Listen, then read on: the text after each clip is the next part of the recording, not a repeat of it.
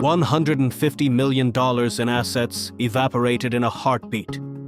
It was one of the largest financial frauds in American history, and it wasn't hidden behind complex encryption or offshore accounts. It was hidden behind a thin, golden layer of vegetable oil floating on top of industrial water. Anthony DeAngelis convinced the giants of the financial world that he owned a fortune in collateral. Yet, beneath the surface, his tanks were largely empty. How did one man's audacity shake confidence in commodity finance to its core? This is the story of the Great Salad Oil Scandal, a masterclass in deception that forces us to ask, do we really know what we're investing in? The stage was set in the 1950s, an era of industrial ambition where the American dream was measured in growth and expansion. Anthony DeAngelis wasn't a criminal hiding in the shadows. He was a titan of the vegetable oil trade who founded Allied Crude. He promised to feed a nation, but his rapid expansion was fueled by a dangerous, underlying dependency. In that era, Wall Street relied on a foundational instrument, the warehouse receipt. It was a simple, sacred promise that the goods existed and were safely stored. Banks didn't just accept these receipts. They banked their entire reputation on them. DeAngelis mastered this reliance. He projected a magnetic confidence that silenced skeptics, convincing sophisticated lenders and investment firms like Ira Haupt and Company to extend massive lines of credit. He wasn't just a businessman, he was an institution. But behind the scenes, he was hemorrhaging capital on failed speculative bets. To survive, he began to invent assets, realizing that as long as the paperwork remained flawless, the reality beneath it was rarely scrutinized. The leap from legitimate businessman to architect of a massive fraud didn't happen overnight. It was a gradual erosion of integrity, born from a desperate need to maintain an image of success that had become impossible to sustain through honest means. As the debts mounted, DeAngelis transformed his facility into a stage, meticulously designed to bypass the very systems meant to expose him. He understood that the people checking his tanks were looking for confirmation, not conflict. He weaponized the protocols auditors used to verify his wealth. When inspectors from some of the most experienced audit firms in the United States arrived to verify his inventory, they followed a trusted procedure.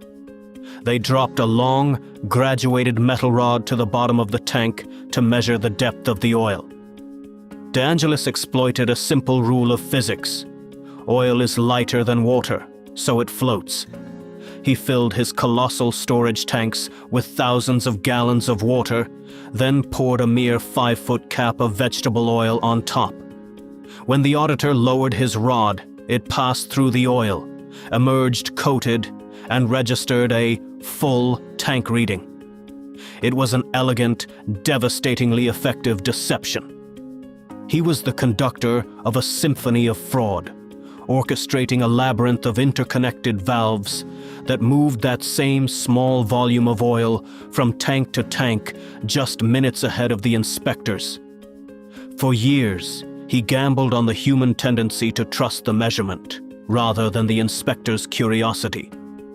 The scheme flourished because it thrived on the industry's unspoken belief that the institutions managing these assets were infallible. DeAngelis became a master of theater, keeping his tanks humming with activity, entertaining high-level executives at lavish dinners, and ensuring that his warehouse operations appeared as a beacon of efficiency. He knew the psychology of the auditor. He knew that if he could provide the right signal at the right time, the human mind would fill in the rest of the story.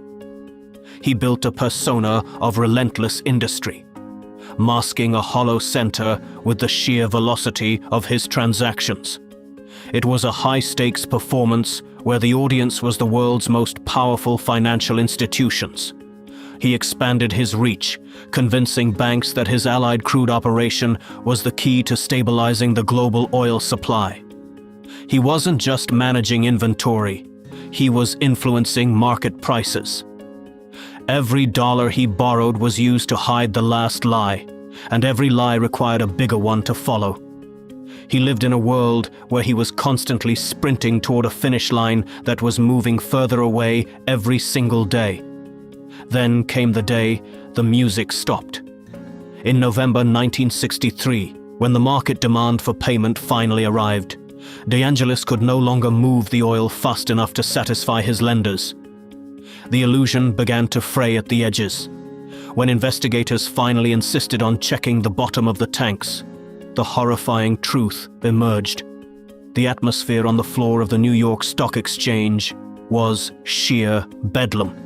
As the news broke, seasoned brokers stood frozen in disbelief, clutching ticker tapes that told a story of ruin. Rumors turned into screams as the firm Ira Haupt & Company faced liquidation, and American Express saw its stock price crater.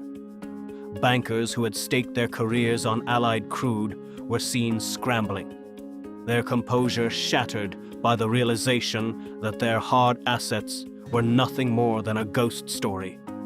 The panic was infectious. For a brief, terrifying moment, the financial world didn't just lose money, it lost its sense of reality.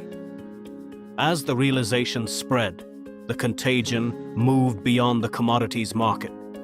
It seeped into the portfolios of individuals who had never even heard of Anthony De Angelis. The trust that fueled the engine of modern finance had been fundamentally compromised. Investors who had viewed these firms as bastions of safety were suddenly confronted with the fragility of their own wealth. It was a harsh lesson in the difference between paper value and physical reality. The silence that followed the initial panic was almost more deafening than the shouting, as men realized the scale of the deceit they had helped to facilitate. In the aftermath, the world changed. The scandal forced a total overhaul of auditing practices and risk management systems that we still use today. De Angelis was sentenced to federal prison, but his legacy remains a permanent warning. He had managed to turn water into gold in the eyes of the most brilliant financial minds of his generation, only to leave them with nothing but the truth when the water finally ran dry.